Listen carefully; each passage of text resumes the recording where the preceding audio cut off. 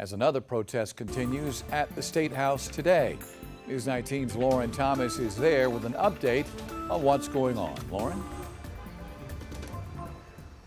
JR, we've been seeing some familiar faces here at the State House as protests continue for a fifth day here out the State House lawn. And protesters have been out since early this afternoon, just again trying to get their message across that they are tired of police brutality around South Carolina, around the nation, and they want a change to be made when it comes to racial injustice. I spoke with some protesters earlier today who said they're going to keep coming out here every day until justice is served, especially in the most recent case of Joshua Ruffin, who is a 17-year-old who was shot and killed by a Columbia police officer back in April after a police pursuit.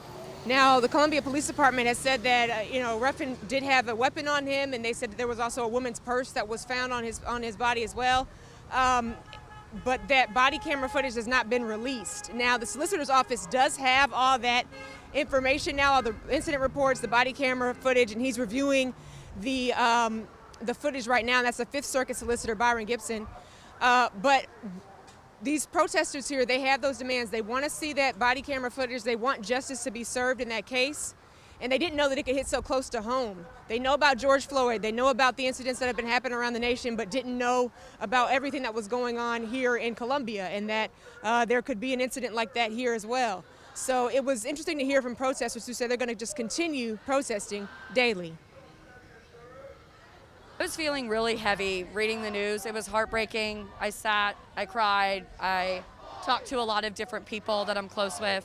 Read a lot about the best things that we should do to kind of help press the message and get the community going. So once I heard about the protest, I was in. I mean, I've been here every day. I'll be here every day. I believe cops need to start being trained on what community and area that they are patrolling, because a lot of these cops, just are in low-income communities patrolling and pulling people over and arresting them, but don't even know us. Now, we've talked about community policing before, and we've talked about systematic changes that could be made in the city of Columbia for years. And so maybe now, after seeing these protests, after hearing the messages from the protesters, maybe there could be some more change that is implemented when it comes to community policing in Columbia and around South Carolina. But again, these protesters, they've been standing up, they've been speaking out, being vocal about the injustices that they're seeing and the racial injustice that they're seeing, and they want to change, they want it to start now. JR? Again, Lauren, police presence. It doesn't look like a lot of law enforcement officers are there tonight. Perhaps that's because things have been quite peaceful the last several nights. That's right, JR. We haven't seen a large presence at all. There are some State House state troopers that are here, but other than that, there's no one in riot gear. There's no SLED officers that are out here either, that are visible at least. So protesters have been just very peaceful and knowing that they can voice their concerns without that looming presence of riot gear in the background.